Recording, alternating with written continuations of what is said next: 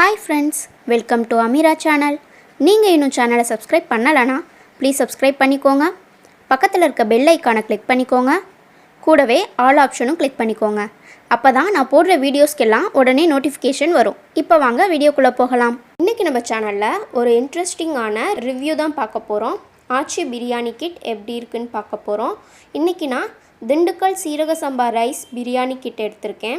இதே போல் இன்னும் 2 வேரியண்ட் இருக்குது. அதோட ரிவ்யூ வேணும்னாலும் கமெண்ட் பாக்ஸில் சொல்லுங்கள். அதுவும் ட்ரை பண்ணிவிட்டு எப்படி இருக்குன்னு உங்களுக்கு ஷேர் பண்ணுறேன். பேக்கில் 100% வெஜிடேரியன் கொடுத்துருக்காங்க. நான் ட்ரை பண்ண வரைக்கும் இந்த பிரியாணி கிட்டில் இருக்க குட் அண்ட் மைனஸ் ரெண்டுமே உங்கள் கூட ஷேர் பண்ணிக்கிறேன். இப்போ வாங்க வீடியோக்குள்ளே போகலாம். நெட் வெயிட் பார்த்தீங்கன்னா 365 கிராம்ஸ் கொடுத்துருக்காங்க. இதோட ப்ரைஸ் பார்த்தீங்கன்னா 125 ருபீஸ். கூடவே ஆச்சி பாயாசம் மிக்ஸ் ஃப்ரீயாக கிடைக்கிது. 45 ருபீஸ்க்கு ஒர்த்துள்ள ஆச்சி பாயாசம் மிக்ஸ் ஃப்ரீயாக கொடுக்குறாங்க. அது கூடவே பிரியாணி கிட் ஓப்பன் பண்ணிங்க அப்படின்னா 3 பேக் இருக்குது. அதில் பேக் 1 பார்த்திங்கன்னா ஹோல் ஸ்பைசஸ் கொடுத்துருக்காங்க. அது நல்ல குவாலிட்டியாக இருக்குது. அடுத்து பேக் 2ல் அந்த பிரியாணி பேஸ்ட் கொடுத்துருக்காங்க. பேக் 3 வந்து சீரக சம்பா ரைஸ் கொடுத்துருக்காங்க. இது வந்து 250 கிராம்ஸ் அளவு இருக்குது. ஓகே, இப்போ நம்ம பிரியாணி கிட்டில் கொடுத்துருக்க மெத்தடை அப்படியே ஃபாலோ பண்ணி பிரியாணி செஞ்சு பார்க்கலாம். அப்போ தான் அவங்க சொன்ன ப்ரொசீஜர் ஃபாலோ பண்ணி நம்ம அப்படியே செஞ்சால் தான் டேஸ்ட் வந்து அவங்க சொல்கிற அளவுக்கு கரெக்டாக இருக்கான்னு நம்மளால் செக் பண்ண முடியும். ஒரு குக்கர் எடுத்துக்கோங்க. அதில் வந்து 50 ml நெய், அப்படி இல்லைன்னா எண்ணெய் சேர்த்துக்க சொல்லியிருக்காங்க. நம்ம வந்து நெய் எண்ணெய் ரெண்டுமே சேர்த்து 50 ml சேர்த்துருக்கேன். பேக் 1 ஹோல் ஸ்பைசஸ் ஆட் பண்ணுறேன். இதில் வந்து பே லீஃப் ஆகட்டும், இந்த சின்னமன் ஸ்டிக்கு, அன்னாசி பூலாம் அவ்வளோ குவாலிட்டியாக இருக்குது. நம்ம கடையில் வாங்குகிற அன்னாசி பூ கூட சின்னதாக இருக்கும். இது பாருங்கள் எவ்வளோ பெருசாக நல்ல குவாலிட்டியாக இருக்குது. நான் வந்து இன்றைக்கி 1/2 kg சிக்கன் எடுத்திருக்கேன். நம்ம ஹோல் ஸ்பைசஸ் சேர்த்ததுக்கப்புறம் இந்த சிக்கன் வந்து நல்லா கழுவி எடுத்துட்டு அதையும் சேர்த்துக்கிறேன்.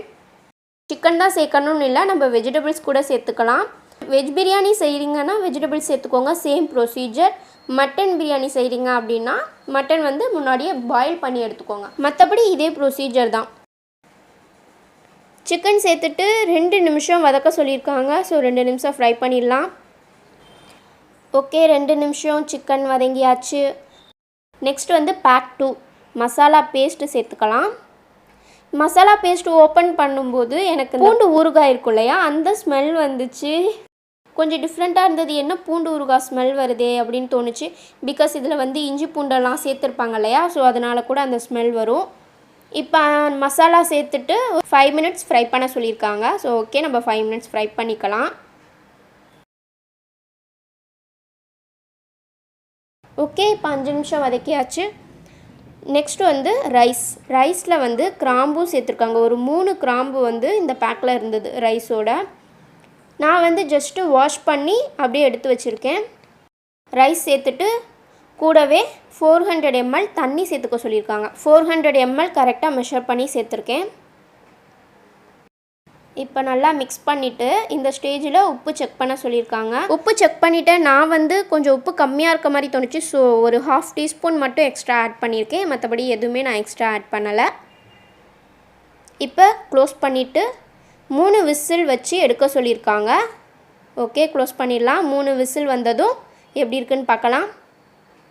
பிரியாணி வேகிறதுக்குள்ளே நம்ம என்ன இன்க்ரீடியன்ட்ஸ்லாம் ஆட் பண்ணியிருக்காங்க அப்படின்னு பார்த்துடலாம். இங்கே பாருங்கள், நம்ம யூஸ்வலாக நம்ம பிரியாணிக்கு சேர்க்குறது தான் onion, tomato, edible vegetable oil, நம்ம யூஸ்வலாக பிரியாணிக்கு சேர்க்குற ஸ்பைசஸ் தான் சேர்த்துருக்காங்க. லாஸ்ட்டாக வந்து ஆசிடிட்டி ரெகுலேட்டர்னு சொல்லிட்டு 2 இருக்குது.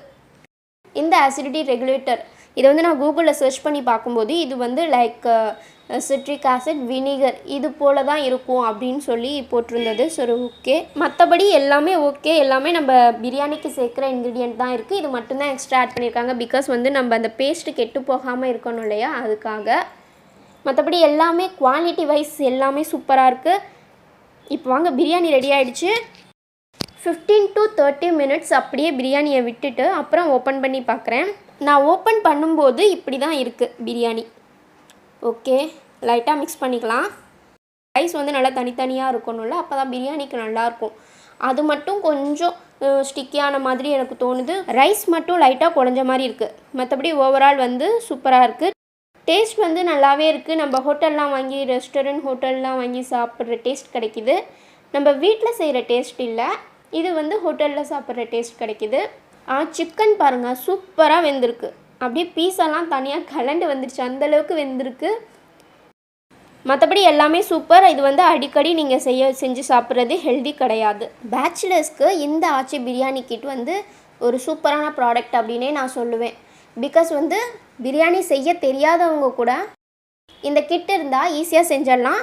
வேறு என்னென்னா இது குவான்டிட்டி பார்த்திங்கன்னா 3 பேர் சாப்பிடலாம், அந்த அளவுக்கு குவான்டிட்டி வருது. ஓவராலாக எனக்கு பிடிச்சிருக்கு. பட் வந்து இது ஹெல்தி கிடையாது, அதையும் நான் சொல்லிக்கிறேன். கொடுக்குற காசுக்கு ப்ராடக்ட் வந்து ரொம்பவே சூப்பராக இருக்குது. இந்த வீடியோ பிடிச்சிருந்தால் லைக் பண்ணுங்கள், உங்கள் ஃப்ரெண்ட்ஸ் அண்ட் ஃபேமிலிக்கும் ஷேர் பண்ணுங்கள். மறக்காமல் அமீரா சேனலுக்கு சப்ஸ்கிரைப் பண்ணுங்கள். தேங்க்ஸ் ஃபார் வாட்சிங்.